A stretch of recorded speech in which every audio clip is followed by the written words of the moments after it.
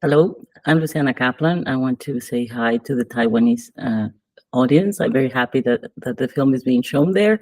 It's our Asian premiere, so we're very excited about it.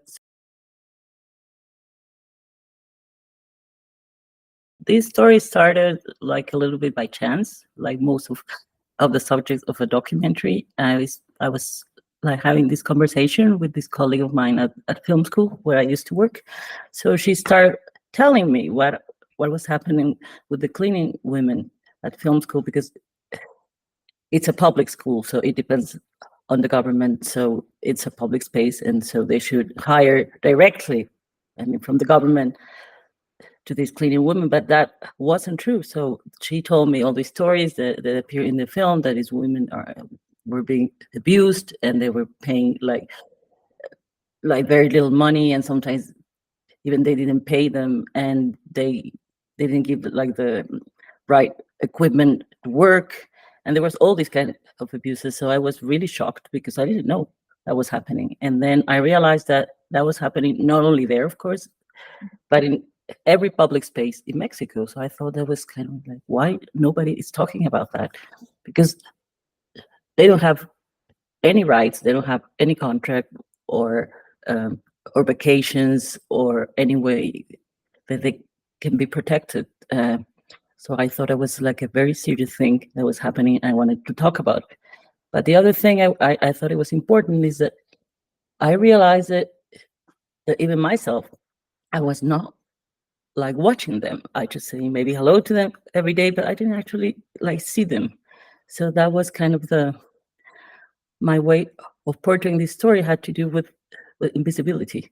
It's not only that they've been abused, but we don't see them. It's like places get cleaned by itself. There's like nobody there. So I thought that was like a very kind of interesting idea, like to follow this idea of invisibility, not only because they're women, but because they're cleaning, and some of them are old, some are like too young, so they cannot defend themselves.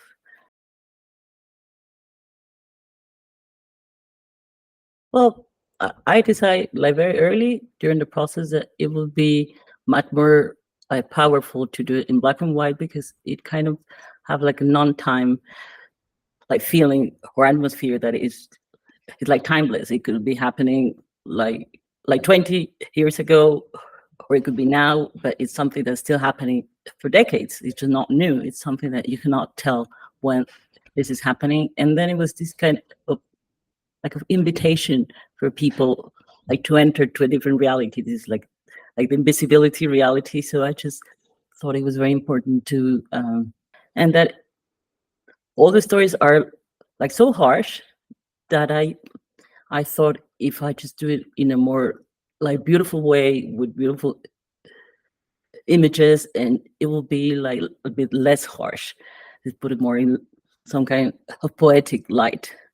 And well, I think the documentary filmmakers just invite people to see the world with different eyes, to see, well, this could be like beautiful as well. You can see all these women with a beautiful light. They don't deserve just to be seen like, with a harsh light, or just very kind of a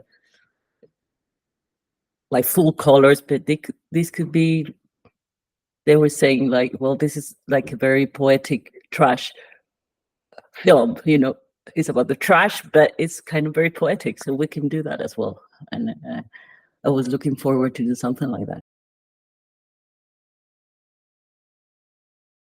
So I wanted to play with different tools, like, well, it's kind of direct cinema, but there's interviews, and there's like still photography, and there's fiction. So it's like, how is the best way to approach this? It was this kind of like search from being a director. That's why my voice is all the time there, because I'm kind of looking to understand what is going on, but I'm just kind of trying with different tools, as I said. So I just like found it in a way like a game. How can I approach them? What is the best way of approaching what works in what part, and why? It's like I wanted to start like more like, like in an impersonal way, and more like open, and then just go more and more close to them until I arrive to the places that is like the most like intimate place. So it's just this game of getting closer and closer, because that what happened when you're making a film. You start like with all the cliches, what the subject should be, and then you just get more into the heart of things. So it was this kind of trip for the structure as well.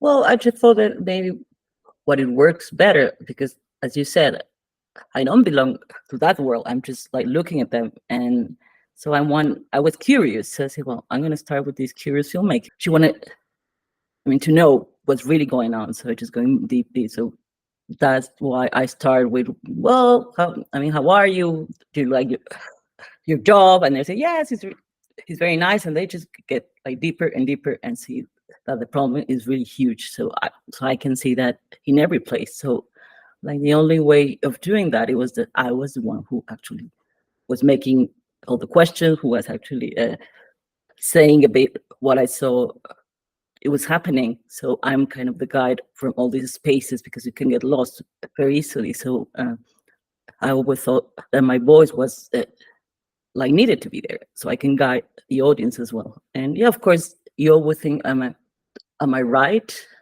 to be like portraying this? It's like, well, you just go like every day in your city and you're looking at that. So it's like, I want to tell this story because they cannot tell it by themselves. It's not that I'm feeling kind of superior, or it's just more from the curiosity. So from the curiosity, you just want to know what's really going on and tell people that they have to do something about it. They have to change their attitude. People that see these women every day and they just like treat them badly, or the companies, or even the government. So it's like, say, well, I have a voice, I have an audience, so I can use that for helping these people. So I think that as a documentary filmmaker, that's what we are all like looking for.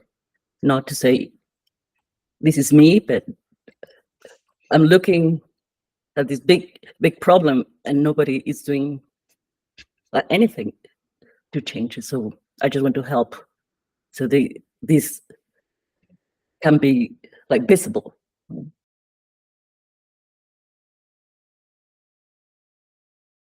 Like, first of all, it's a class problem, because there's of course men as well.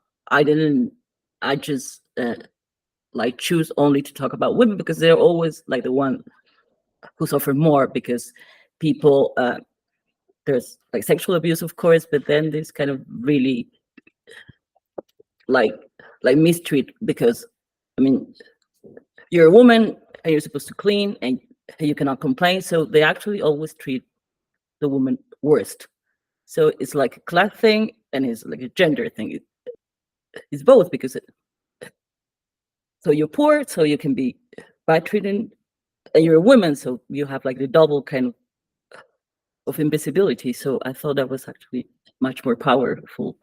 And the other thing is what I see, especially in Mexico, but the women are the one who work and then go back to their homes, and they have to take care of their families and their kids and their mothers and their sisters. So it's like the work never ends, and it's all like supported by women with no husbands, with a lot of kids. So it's really like a serious like social problem that I wanted to address as well. So they end up like cleaning the workspaces, so they have to go home and they have to clean their houses, and there's nobody else there. So they all kind of